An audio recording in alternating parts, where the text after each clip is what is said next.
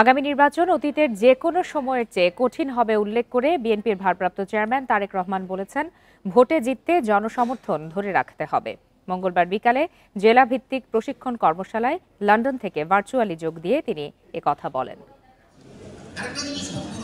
৩১ দফা রাষ্ট্র সংস্কার নিয়ে বিভাগীয় কর্মশালা শেষে এবার জেলা পর্যায়ের কর্মশালা শুরু করেছে বিএনপির প্রশিক্ষণ বিষয়ক কমিটি। মঙ্গলবার একসঙ্গে ঢাকা, গাজীপুর ও নারায়ণগঞ্জ জেলার নেতাকর্মীদের জন্য কর্মশালার আয়োজন করা হয়। দিনব্যাপী কর্মশালায় বিকেলে লন্ডন থেকে যুক্ত হন বিএনপির ভারপ্রাপ্ত চেয়ারম্যান তারেক রহমান।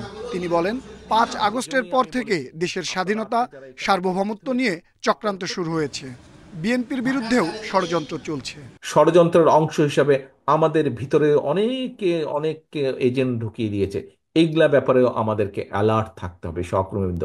সেই জন্যই আমি বলেছি, আপনারা আজকে যারা এখানে উপস্থিত হয়েছেন, আপনারা প্রত্যেকে একজন নেতা হিসাবে উপস্থিত হয়েছেন, আপনাদেরকে চোখ কান খোলা রাখতে হবে। প্রতিপক্ষ দুর্বল বলে আগামী নির্বাচন বিএনপির জন্য সহজ হবে এমন মনোভাবের ব্যাপারে নেতাকর্মীদের সতর্ক করে দেন তারেক রহমান।